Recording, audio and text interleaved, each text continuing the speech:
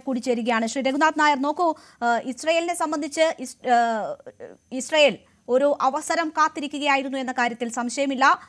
ഇസ്രയേലും അമേരിക്കയും ഒരുമിച്ച് നടത്തിയ ഓപ്പറേഷനാണ്. ഇറാൻ ഇത് പ്രതീക്ഷിച്ചിരുന്നത് തന്നെയാണ്. പക്ഷേ ഇതിൽ കുറച്ചുകൂടി ശക്തമായ തിരിച്ചടി നൽകാൻ കഴിയുമെന്ന അവകാശവാദമാണ് ഇറാൻ ആവർത്തിച്ചുകൊണ്ടിരുന്നത്. കഴിഞ്ഞ ഒരു മാസമായി നമുക്ക് വാക്കുകൊണ്ടുള്ള ഏറ്റുമുട്ടൽ കാണാമായിരുന്നു. അവിടെ 4 പതിറ്റാണ്ടായി നിങ്ങൾ ശ്രമിച്ചിട്ട് നടക്കാത്തത് ഇനി നടക്കാൻ പോകുന്നില്ല, ഞങ്ങൾ ശക്തമായ മറുപടി നൽകും എന്നതായിരുന്നു ഖമനേയി ആവർത്തിച്ച് ഓരോ തവണയും നൽകിക്കൊണ്ടിരുന്ന സന്ദേശം. പക്ഷേ ആദ്യ ദിവസം തന്നെ ഖമനേയി കൊല്ലപ്പെട്ടു എന്ന് വരുമ്പോൾ ഇറാനെ സംബന്ധിച്ച് അവർ പ്രതീക്ഷിച്ചതിനും അപ്പുറത്തേക്ക് വലിയ തിരിച്ചടി നേരിട്ടിരിക്കുന്നു ഈ യുദ്ധത്തിൽ എന്ന് വേണമോ മനസ്സിലാക്കാൻ. അതിനുശേഷവും തുടരുന്ന ഈ ഓപ്പറേഷൻ അത് എന്ത് ലക്ഷ്യമിട്ടുള്ളതാണ് എന്ന് താങ്കൾ കരുതുന്നു?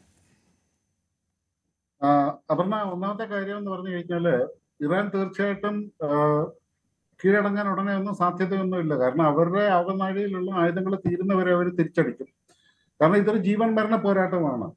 ഇപ്പോ ഖമനേയി കൊല്ലപ്പെട്ടു എന്നുണ്ടെങ്കിൽ അടുത്ത ആളെ അവർ പ്രഖ്യാപിച്ചു കഴിഞ്ഞു. ഇനി അയാളെ കൊല്ലപ്പെട്ടു കഴിഞ്ഞാൽ അതിന്റെ അടുത്ത ആള് വരും. ഇവിടെ ആവശ്യം എന്ന് പറഞ്ഞു കഴിഞ്ഞാൽ അമേരിക്കയുടെയും ഇസ്രായേലിന്റെയൊക്കെ ആവശ്യം എന്ന് പറഞ്ഞു കഴിഞ്ഞാൽ ഒരുപാടുണ്ട് ഇതിനകത്ത് ആവശ്യങ്ങൾ.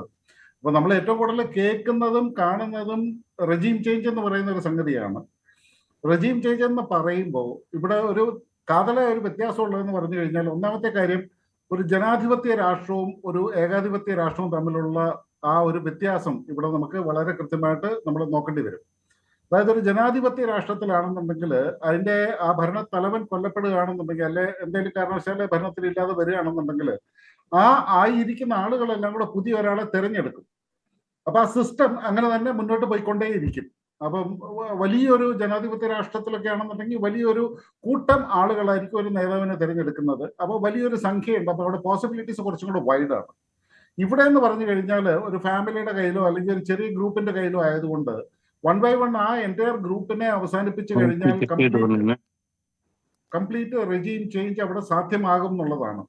അപ്പൊ അതുകൊണ്ട് തന്നെ ഇവര് ട്രൈ ചെയ്യാൻ പോകുന്നത് ഈ കംപ്ലീറ്റ് ഈ പറഞ്ഞ ലിസ്റ്റിലുള്ള ആളുകളെ മുഴുവനായിട്ട് കൊല്ലാനായിട്ട് തന്നെയായിരിക്കും. അപ്പൊ അവർ സൈന്യത്തിന്റെ തലപ്പത്തിരിക്കുന്ന ആളുകളും ഭരണത്തിന്റെ തലപ്പത്തിരിക്കുന്ന ആളുകളെ മുഴുവനും നിശേഷമായിട്ട് അവസാനിപ്പിച്ചിട്ട് പുതിയ ഒരു പക്ഷേ ഷാ ഭരണകൂടത്തിനെ തിരിച്ചു കൊണ്ടുവരാനോ അല്ലെന്നുണ്ടെങ്കിൽ അവരുടെ പപ്പറ്റായിട്ടുള്ള ഒരു സർക്കാരിനെ തിരിച്ചു കൊണ്ടുവരാനോ ആയിരിക്കും അവർ ഉദ്ദേശിക്കുന്നത്.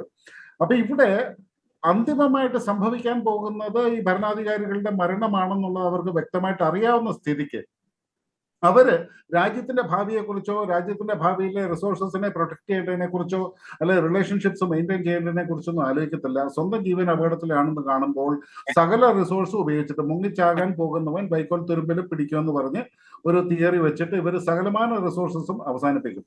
ഇറാന്റെ കയ്യിൽ ഏകദേശം ഒരു 10,000 മിസൈലെങ്കിലും ഏകദേശം സ്വന്തമായിട്ടുണ്ട് എന്നുള്ളത് സ്പഷ്ടമാണ്. കാരണം കഴിഞ്ഞ പ്രാവശ്യത്തെ അറ്റാക്ക് നടക്കുമ്പോൾ തന്നെ 3000-ലധികം മിസൈലുകൾ ഇറാന്റെ കയ്യിലുണ്ടായിരുന്നു. അത് കഴിഞ്ഞിട്ട് ഈ ഒരു അറ്റാക്ക് ആസന്നമായ സ്ഥിതിക്ക് അവർ അതുപോലെ തന്നെ ആയുധങ്ങൾ വാരി കൂട്ടിയിട്ടുണ്ട്. കൂടാതെ ചൈനയിൽ നിന്നും ധാരാളമായിട്ടുള്ള ആയുധങ്ങളുടെ സപ്ലൈ അവർക്ക് കിട്ടിയിട്ടുണ്ട്. ചൈനീസ് ഈ കാർഗോ വിമാനങ്ങൾ ധാരാളമായിട്ട് ഇറാനിൽ വന്നു പോയതിന്റെ റിപ്പോർട്ടുകൾ നമ്മൾ ഇതുപോലെ ഇതിനു മുമ്പായിട്ട് വായിച്ചിട്ടുണ്ട്. അപ്പൊ അങ്ങനെ നോക്കുമ്പോൾ ഇറാൻ തീർച്ചയായിട്ടും ഉടനെ ഒന്നും കീഴടങ്ങാനുള്ള സാധ്യതയില്ല. പിന്നെ രണ്ടാമത് നമ്മൾ നോക്കുകയാണെന്നുണ്ടെങ്കിൽ അമേരിക്കയുടെയും ഇസ്രായേലിന്റെയും ഉദ്ദേശം ഇറാനിനെ ഈ അറ്റാക്ക് ചെയ്യുന്നത് ഉദ്ദേശം രണ്ടും രണ്ടാണ്. ഇവിടെ നമ്മൾ ഇസ്രായേലിന്റെ ഉദ്ദേശം എന്ന് പറഞ്ഞു കഴിഞ്ഞാൽ കാലാകാലങ്ങളായിട്ട് ഇസ്രായേൽ ഒരു സ്വതന്ത്ര രാഷ്ട്രം ആയതിനു ശേഷം 48 മുതൽ ആക്രമിക്കപ്പെടുന്ന ഒരു രാഷ്ട്രമാണ്. അവർക്ക് കോൺഫ്ലിക്റ്റ് ആണ് എന്നും ഉള്ളത് മിഡിൽ ഈസ്റ്റേൺ രാജ്യങ്ങളുമായിട്ട്. ഇറാനുമായിട്ടുള്ള കോൺഫ്ലിക്റ്റിലെ പ്രശ്നം എന്ന് പറഞ്ഞു കഴിഞ്ഞാൽ പാകിസ്ഥാൻ ഇന്ത്യയെ ചോക്ക് ചെയ്യുന്നത് പോലെയാണ് ഇറാൻ ഇസ്രായേലിനെ ചോക്ക് ചെയ്തിരിക്കുന്നത്. പാകിസ്ഥാൻ നേരിട്ട് ഒരു ആക്രമണത്തിന് വരാതെ അവർ തീവ്രവാദി ആക്രമണം കൊണ്ട് സ്ഥിരമായിട്ട് ഇന്ത്യയെ പൊറുതിമുട്ടിച്ചുകൊണ്ടിരിക്കുകയാണ്. ഇറാൻ ചെയ്യുന്നത് 10-20 പ്രോക്സികളെ അവർ വളർത്തി വെച്ചിട്ടുണ്ട്. അപ്പൊ ഇതില് കുറെ പ്രോക്സികളെ ഉപയോഗിച്ചിട്ട് ഇസ്രായേലിനെ സ്ഥിരമായിട്ട് ആക്രമിച്ചുകൊണ്ടിരിക്കുക. അപ്പൊ അന്താരാഷ്ട്ര തലത്തിൽ നോക്കിക്കഴിഞ്ഞാൽ ഒരു യുദ്ധമല്ല, ഇസ്രായേലിന് ഇതൊരു യുദ്ധമാണെന്ന് പറയാനായിട്ട് കഴിയില്ല. അതൊരു തീവ്രവാദി ആക്രമണം എന്ന് പറയുമ്പോൾ ഒരു ലോക്കലൈസ്ഡ് ആയിട്ടുള്ള ഒരു സംഗതിയായിട്ടാണ്, അതിനെ കുറച്ചും കൂടെ ലഘൂകരിച്ചാണ് എല്ലാവരും കാണുന്നത്. അപ്പൊ ഈ ഒരു ശല്യം എന്നേക്കായിട്ടും അവസാനിപ്പിക്കണമെന്നുണ്ടെങ്കിൽ ഈ പ്രോക്സികളെ പോറ്റി വളർത്തുന്ന ഇറാനെ നിശേഷം അവസാനിപ്പിക്കണം. അപ്പൊ ഇവിടെ ഒരു റെജീം ചേഞ്ച് കൊണ്ട് കാര്യം നടക്കുമെന്ന് പറയുന്നതിന്റെ കാരണം, ഷാ ഭരണകൂടം ഉണ്ടായിരുന്ന കാലഘട്ടത്തിൽ ഇവര് അമേരിക്കയുടെ ചേരിയിലായിരുന്നു. അന്ന് ഈ തീവ്രവാദ പ്രസ്ഥാനങ്ങളൊന്നും ഇല്ലായിരുന്നു. അതിന്റെ ഏറ്റവും നല്ല ഉദാഹരണം എന്ന് പറഞ്ഞാൽ ഇപ്പോഴും ഇറാന്റെ എയർഫോഴ്സിലുള്ളത് റഷ്യയുടെ MiG-29 വിമാനങ്ങൾ പിന്നീട് വന്നതാണ്. അതിന് മുമ്പേ ഇപ്പോഴും അവരുടെ കയ്യിലുള്ളത് അമേരിക്കയുടെ F-14 വിമാനങ്ങളാണ്. ഈ F-14 വിമാനങ്ങൾ അമേരിക്കയുമായിട്ട് സഖ്യകക്ഷിയായിരുന്ന കാലത്ത് അമേരിക്കയിൽ നിന്ന് വാങ്ങിയിട്ടുള്ള പഴയ വിമാനങ്ങളാണ്. അതുപോലെ തന്നെ ആദ്യമായിട്ട് ഇറാനിൽ ഒരു ആണവ നിലയം സ്ഥാപിച്ചു കൊടുത്തത്, ഒരു 5 മെഗാവാട്ടിന്റെ ആണവ നിലയം സ്ഥാപിച്ചു കൊടുത്ത അമേരിക്കയാണ്. അന്നൊന്നും ഇങ്ങനെയുള്ള പ്രശ്നങ്ങളില്ലായിരുന്നു. അപ്പൊ പഴയ ഷാ ഭരണകൂടം തിരിച്ചു വരികയാണെന്നുണ്ടെങ്കിൽ അമേരിക്കയുടെ ചൊൽപ്പടിക്ക് നിൽക്കുന്ന ഒരു സംവിധാനം ഉണ്ടാകും എന്നുള്ള പ്രതീക്ഷയുണ്ട്. ഇത് ഒരു ഇസ്രായേലിന്റെ ഭാഗത്തു നിന്നുള്ള റെജീം ചേഞ്ചിന് വേണ്ടിയിട്ട്, കാരണം അവർക്ക് സമാധാനമായിട്ട് ജീവിക്കണം. അപ്പൊ ഇറാനെ ഒതുക്കി കഴിഞ്ഞാൽ ഇസ്രായേലിലെ സകല പ്രശ്നങ്ങളും തീരും. കാരണം ഇപ്പൊ ഈജിപ്തുമായിട്ട് അവര് പറഞ്ഞ രമ്യതയിലായിട്ടുണ്ട്. മറ്റുള്ള മിഡിൽ ഈസ്റ്റേൺ രാജ്യങ്ങളിൽ ഒന്നുമായിട്ടും ഇസ്രായേലിൽ ഇപ്പൊ പ്രശ്നമില്ല. അപ്പൊ ഇറാനെ മാത്രം ഒതുക്കി കഴിഞ്ഞാൽ ഈ പ്രശ്നം തീരും. ഒന്ന്. ഇനി അമേരിക്കയുടെ പ്രശ്നം എന്ന് പറയുന്നത് ഇതിലൊക്കെ അപ്പുറത്തേക്കാണ്. അമേരിക്കയ്ക്ക് ഒരുപാട് റീസൺസ് ഉണ്ട്. അതില് സമയം തരികയാണെങ്കിൽ ഞാനത് കുറച്ച് കാര്യമായിട്ട് പറഞ്ഞുതരാം. കാരണം ഇതൊന്നും ആരും ഏറ്റെടുത്ത് കണ്ടില്ല. ഒന്നാമത്തെ കാര്യം, അടുത്ത നവംബറിൽ അമേരിക്കയിൽ ഒരു 4 സീറ്റിന് വേണ്ടിയിട്ട് ഇലക്ഷൻ വരുന്നുണ്ട്. ആ 4 സീറ്റിന്റെ ഇലക്ഷനിൽ പ്രതിപക്ഷ പാർട്ടികളാണ് ജയിക്കുന്നതെന്നുണ്ടെങ്കിൽ ട്രംപിന് അവിടെ ഭൂരിപക്ഷം നഷ്ടപ്പെടുകയാണ്. ട്രംപിനെ ഇംപീച്ച് ചെയ്യാനുള്ള സാധ്യത വരെയുണ്ട്.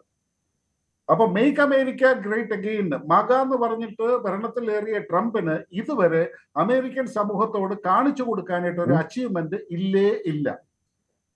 ട്രംപ് ചെയ്തിട്ടുള്ള സകല പരിപാടികളും പൊളിഞ്ഞു. താരിഫിന്റെ കാര്യത്തിലാണെങ്കിലും പൊളിഞ്ഞു. സകലമാന പരിപാടികൾ ഒന്നും നടന്നില്ല. അങ്ങനെ ഇരിക്കെയാണ് ട്രംപ് വെനിസ്വേലയിൽ ഒരു ആക്രമണം നടത്തുന്നത്. കാരണം പറഞ്ഞ എന്താണ്? വെനിസ്വേല അമേരിക്കയിലേക്ക് ഡ്രഗ്സ് കയറ്റി അയക്കുന്നു. അപ്പൊ അമേരിക്കൻ ജനങ്ങളെ ഡ്രഗിന് അടിമകളാക്കുന്നു. അമേരിക്കൻ ജനതയെ രക്ഷിക്കാൻ വേണ്ടിയിട്ട് ഞാനിത് വെനിസ്വേലിയൻ പ്രസിഡന്റിനെ പൊക്കിയെടുത്തുകൊണ്ട് പോയിരിക്കുന്നു. ശരി, വെനിസ്വേലിയൻ പ്രസിഡന്റിനെ പൊക്കിയെടുത്തുകൊണ്ട് പോയി. അതിനുശേഷം വെനിസ്വേല ഡ്രഗ് എന്നുള്ള ഒരു വാക്ക് ട്രംപിന്റെ വായിന്ന് ഇതുവരെ വീണിട്ടില്ല. അപ്പൊ വിഷയം അതല്ലായിരുന്നു. വെനിസ്വേലയുടെ ഓയിൽ. ഈ ഓയിലിന്റെ പുറത്ത് പോകുമ്പോൾ 2 കാരണങ്ങളുണ്ട്. ഒന്ന്, വെനിസ്വേല ഓയിൽ റിച്ച് ആണ്. അപ്പൊ അത് മുഴുവൻ അമേരിക്കയ്ക്ക് എടുക്കാം എന്നുള്ള ഒരു കാൽക്കുലേഷൻ ഉണ്ടായിരുന്നു. പ്രശ്നം എന്ന് പറഞ്ഞു കഴിഞ്ഞാൽ വെനിസ്വേലൻ ഓയിൽ, ഓരോ മേഖലയിലും ഓയിൽ ഓരോരോ സ്വഭാവത്തിൽപ്പെട്ടതാണ്. ഇതിനെ റിഫൈൻ ചെയ്യുന്ന പ്രോസസ്സ് ഡിഫറെന്റ് ആണ്. വെനിസ്വേലൻ ഓയിലിനെ പ്രോസസ് ചെയ്യാനായിട്ടുള്ള സംവിധാനങ്ങൾ ലോകത്തിൽ വളരെ കുറച്ചേ ഉള്ളൂ. അതുകൊണ്ട് തന്നെ അമേരിക്കൻ കമ്പനികൾ പലരും വെനിസ്വേലയിലേക്ക് ഇൻവെസ്റ്റ് ചെയ്യാനായിട്ട് ഇപ്പോഴും മടിക്കുന്നുണ്ട്. അപ്പൊ അത് ഏതാണ്ട് ഫെയിൽ ആയ രീതിയിലാണ് നിൽക്കുന്നത്. അപ്പൊ അതൊരു അച്ചീവ്മെന്റ് ആയിട്ട് കാണിക്കാൻ പറ്റുന്നില്ല. മറ്റൊരു ഉദ്ദേശം ഉണ്ടായിരുന്നു. വെനിസ്വേലൻ ഓയിൽ മുഴുവൻ പോയിരുന്നത് ചൈനയിലേക്കായിരുന്നു. തീർച്ചയായും അങ്ങനെ ട്രംപിനെ സംബന്ധിച്ച് ഒരുപാട് ലക്ഷ്യങ്ങളുണ്ട്. അത് ആഭ്യന്തര രാഷ്ട്രീയ സാഹചര്യങ്ങളാകാം, തന്റെ ബിസിനസ് താല്പര്യങ്ങളാകാം. അങ്ങനെ ട്രംപിന്റെ താല്പര്യങ്ങൾക്കനുസരിച്ച് പരമാധികാര രാഷ്ട്രങ്ങൾക്ക് മേൽ ഈ രീതിയിലുള്ള കടന്നുകയറ്റം നടക്കുന്നതിനെ എങ്ങനെ നമുക്ക് ന്യായീകരിക്കാനാകും എന്നൊരു സാഹചര്യമുണ്ടല്ലോ. ഇറാനെ സംബന്ധിച്ച് അവർക്ക് ആഭ്യന്തര പ്രശ്നങ്ങൾ ഉണ്ട് എങ്കിൽ, അവിടെ റെജിം ചേഞ്ച് ആവശ്യമുണ്ട് എങ്കിൽ, ജനാധിപത്യത്തിലേക്ക് ആ രാഷ്ട്രം കൂടുതൽ മാറേണ്ടതുണ്ടെങ്കിൽ അത് അവിടുത്തെ ജനങ്ങൾ ആണ് അതിന് മുൻകൈ എടുക്കേണ്ടത്. അതിന് പുറമേ നിന്ന് ഒരു ജനാധിപത്യ ഒരു രാഷ്ട്രത്തിന്റെ സ്വാതന്ത്ര്യങ്ങൾക്കുള്ളിൽ കടന്നുകൂടാതെ ഏതെങ്കിലും തരത്തിലുള്ള ഇടപെടലുകൾ നടത്തണമെങ്കിൽ അതാണ് ചെയ്യേണ്ടിയിരുന്നത്. പക്ഷെ അവിടെ അതല്ല ഉണ്ടാകുന്നത് എന്നതാണ് നമ്മൾ മനസ്സിലാകുന്നത്.